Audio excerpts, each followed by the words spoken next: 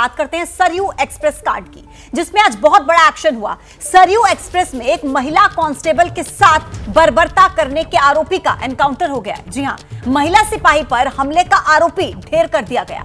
आरोपी का नाम है अनीस, जो एसटीएफ और अयोध्या पुलिस के जॉइंट ऑपरेशन में मारा गया और उसके 2 साथी इसमें घायल बताए जा रहे हैं। आपको यह भी बताएं कि सावन मेले के दौरान 30 अगस्त को सरयू एक्सप्रेस में एक महिला सिपाही पर हमला हुआ था और खून से लथपथ हालत में वो महिला मिली थी, जिसके बाद अब एक बड़ा एक्शन लिया गया। एनकाउंटर होता है जिसमें आरोपी अनीश मारा गया है, 2 और आरोपी घायल हो गए हैं और 3 पुलिसकर्मियों के भी जख्मी होने की जानकारी मिल रही है। महिला कांस्टेबल के साथ बर्बरता करने वाले आरोपी का एनकाउंटर हो चुका है। 30 अगस्त का यह मामला सरयू एक्सप्रेस कांड, जिसको लेकर आज सबसे बड़ा एक्शन। सरयू एक्सप्रेस में एक महिला कांस्टेबल के साथ बर्बरता करने के आरोपी को एनकाउंटर में ढेर कर दिया गया है। इसका नाम था अनीस।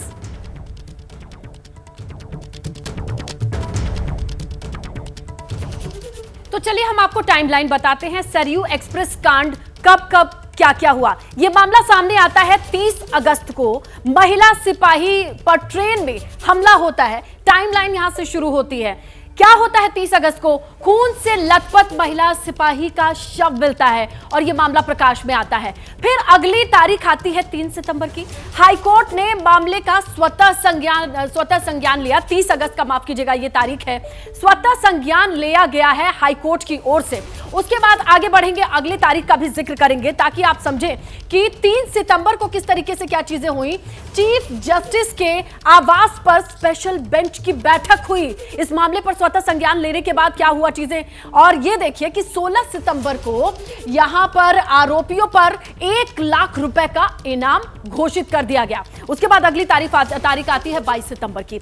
एसटीएफ और अयोध्या पुलिस का जॉइंट ऑपरेशन शुरू किया जाता है और जब 22 तारीख के बाद अगली तारीख का आप जिक्र करें तो 22 सितंबर पर आ जाइए। अयोध्या के पूर्व कलंदर, ये जगह का नाम है जहां पर आरोपियों से मुठभेड़ की खबर आती है और 22 सितंबर एनकाउंटर में मुख्य आरोपी नसीम, जिसका नाम है, वो मार गिराया जाता है। ये है 30 अगस्त से आज तक की ये टाइमलाइन। यहां पर क्या क्या चीजें हुई और इसी बीच एक बड़ी खबर भी आ रही है, हम आपको बताते चलें। इस एनकाउंटर में 3 पुलिसकर्मी के भी घायल होने की खबर है। आज की इस मुठभेड़ में 3 पुलिसकर्मियों के भी घायल होने की खबर है। पुलिस वाले में एक एसओ, 2 सिपाही शामिल बताए जा रहे हैं। तो 3 पुलिसकर्मी इसमें जख्मी हो गए हैं, ये भी अपडेट मिल रहा है। एनकाउंटर हुआ जिसमें मुख्य आरोपी जो है वो एनकाउंटर में मारा जाता है, लेकिन इसी के साथ 3 पुलिस वाले भी जख्मी हुए हैं, घायल हुए हैं। उनका इलाज जारी है। पुलिस वालों में एक एसओ और 2 सिपाही जो जख्मी हुए हैं। देखिए, सरयू एक्सप्रेस कांड के आरोपी का एनकाउंटर और ज्यादा जानकारी इसी खबर पर हमें देंगे हमारे सहयोगी संजय त्रिपाठी। इस वक्त सीधे हमारे साथ जुड़ गए हैं। संजय, एक तो ये जानना चाहेंगे कि इस खबर पर अभी अपडेट क्या मिल रहा है, और दूसरा जो 3 पुलिसकर्मी जख्मी हुए हैं उनकी क्या हालत है अभी? देखिए, अपडेट ये है कि मेरे ठीक पीछे जो पुलिस मुख्यालय है, यहाँ special DG law and order Prashant Kumar press conference करने वाले हैं। थोड़ी ही देर में प्रेस कॉन्फ्रेंस शुरू होगी और पूरा घटनाक्रम 30 अगस्त से लेकर के आज तक का जो भी हुआ है, जो डेवलपमेंट्स हुए हैं, कैसे ये घटना वर्कआउट हुई, कैसे ये एनकाउंटर हुआ, उसकी पूरी जानकारी विस्तार से देंगे।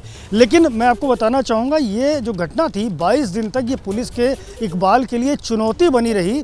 ये जो अभियुक्त था अनीस, जिसने ये पूरी वारदात अपने 2 साथियों आज़ाद और विशंबर दयाल के साथ मिलकर की थी, इनको ढूंढ पाना बड़ा मुश्किल काम था। इनके बारे में कोई भी जानकारी नहीं मिल पा रही थी, क्योंकि जिस कोच में ये वारदात हुई थी उसमें महिला कांस्टेबल के अलावा यही 3 लोग मौजूद थे। महिला कांस्टेबल की हालत उस घटना के बाद से लगातार खराब बनी हुई है। अभी भी उसका उपचार किया जा रहा है। बहुत कुछ बताने लायक नहीं थी कि आखिरकार वो लोग कौन थे जिन्होंने उस पर हमला किया और उसकी ये दशा कर दी।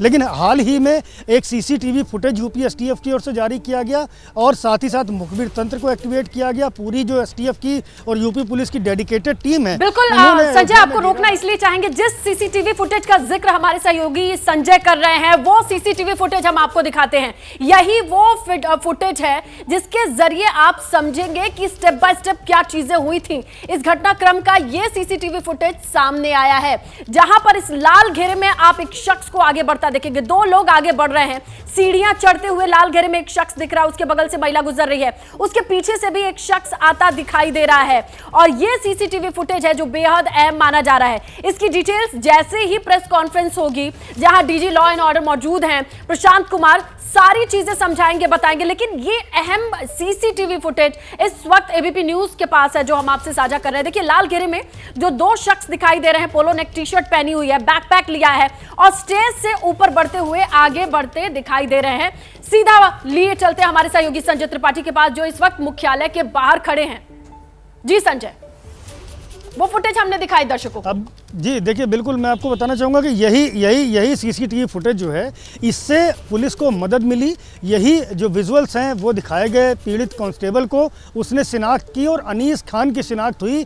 उसी आधार पर पुलिस की टीमें पहुंची अनीस खान को ढूंढते हुए, तलाशते हुए। और कल जब अनीस खान को पकड़ने की कोशिश की तो भागा और भागने के दौरान उसने पुलिस पार्टी पर फायर भी किए। काउंटर फायरिंग जब पुलिस की ओर से की गई तो उसमें अनीस खान मारा गया और उसके दो साथी आज़ाद खान और विशंबर दयाल जो इस पूरी घटना में शरीक थे उनको गिरफ्तार किया गया। और मैं ये भी बताना चाहूँगा कि ये जो महिला कांस्टेबल घायल हुई है, ये रेसलर थी, पुलिस की ओर से कुश्ती लड़ती रही है, बहुत मजबूत कदकाठी की शरीर की है।